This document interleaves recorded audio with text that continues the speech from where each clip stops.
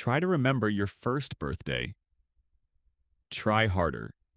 Nothing comes up, does it? Not the cake, not the candle, not the faces of the people who loved you most in that room. You were there. You were fully conscious, fully feeling, and yet that day is gone, along with almost every other day before the age of 3 or 4. This isn't because you weren't paying attention. It's because your brain was doing something far stranger than forgetting. You already know memory can be unreliable.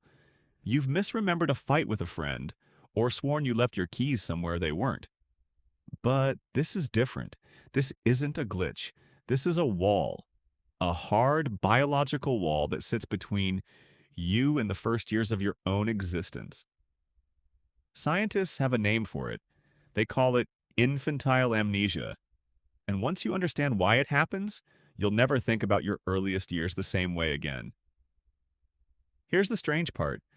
Babies do form memories. You've seen it yourself. A baby flinches at a loud noise it heard before.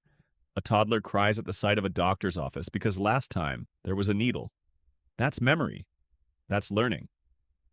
So the memories are there. Something else is happening to them later. For decades, researchers assumed babies simply couldn't encode memories at all. Their brains were too undeveloped, too raw. Case closed. But developmental psychologist Patricia Bauer, who has spent years studying memory in infants at Emory University, found something that broke that assumption apart. In her research, even 9-month-old infants could remember specific sequences of actions weeks after seeing them just once. They weren't blank. They were recording. The footage existed. So why can't you play it back? The answer isn't that the camera was broken. The answer is that the filing system hadn't been built yet.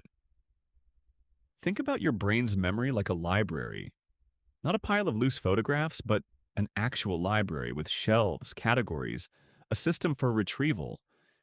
To remember something years later, you don't just need to experience it. You need a system sophisticated enough to file it away, tag it, and hand it back to you on request. Babies have the experiences.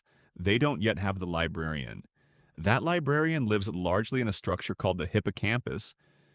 It's the part of your brain responsible for stitching moments into a timeline, tagging them with when and where they happened, and linking them to language, to a sense of self, to a continuous story called you. In infancy, the hippocampus is still under construction. New neurons are being generated there at an extraordinary rate. And that rapid growth, it turns out, might be the very thing erasing your early memories rather than saving them. In 2014, neuroscientist Paul Franklin and his team at the University of Toronto ran an experiment that reframed the entire mystery. They studied neurogenesis, the birth of new neurons, in the hippocampus of young mice. When they artificially boosted the rate of new neuron growth in adult mice, something odd happened. The animals began forgetting things they'd previously learned. When Franklin's team slowed neuron growth down in infant mice, the opposite occurred. Early memories that should have vanished stuck around. Sit with that for a second. The very thing that makes a baby's brain so remarkably plastic, so ready to absorb an entire language, an entire understanding of gravity and faces and cause and effect, in just a couple of years, might be the same mechanism quietly overriding the memories being formed along the way. Growth and memory storage competing for the same real estate. But neurogenesis is only half the story. There's a second reason your earliest years dissolve, and it has less to do with biology and more to do with a skill you hadn't learned yet. Language. Canadian memory researcher Carol Peterson at Memorial University of Newfoundland has spent decades studying how children talk about their own pasts. Her work shows something remarkable. A child's ability to hold on to an early memory long-term is closely tied to whether they had the words to describe it at the time it happened. No language, no lasting narrative. It's not that the event didn't register, it's that it never got translated into the format your older mind uses to store a life story. Think about what memory actually requires once you're older. Not just an image, a structure, a beginning, a middle, an end.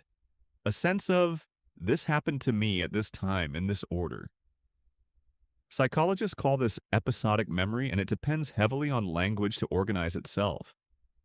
A 1-year-old doesn't have yesterday or last week. A 1-year-old has now.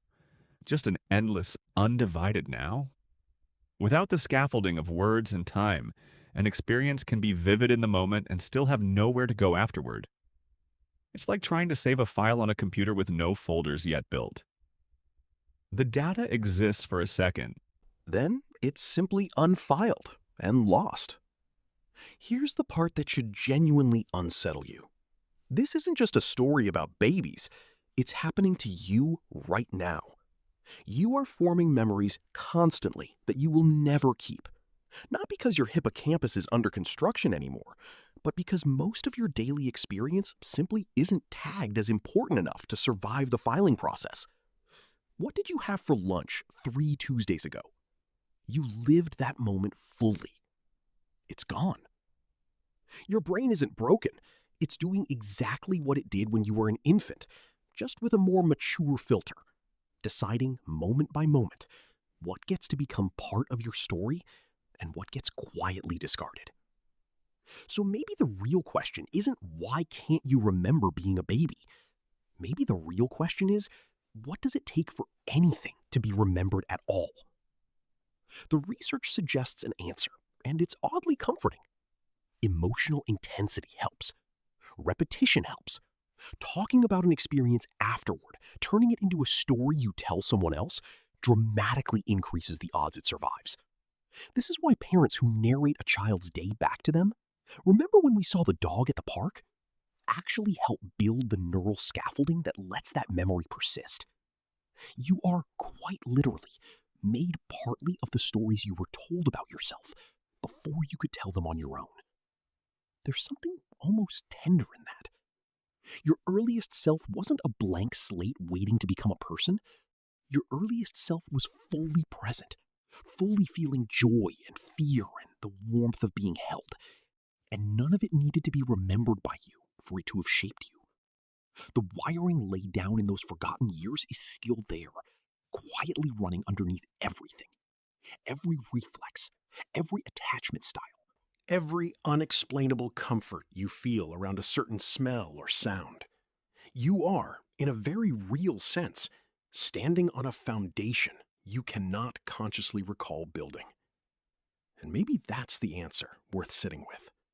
You spend your whole life collecting memories, curating a story of who you are, one Tuesday lunch at a time, deciding, without realizing it, what deserves to last. But the very first chapters, the ones that arguably shaped you the most, were written before you had the tools to keep the manuscript. Not because they didn't matter, because you weren't ready yet to be the librarian of your own life. So tonight, when you try, one more time, to remember your first birthday, and nothing comes, don't treat it as a loss. Treat it as proof. Proof that somewhere in the years you can't recall, you were already becoming someone. The candle was real. The cake was real. You were real. You just hadn't learned yet how to hold on.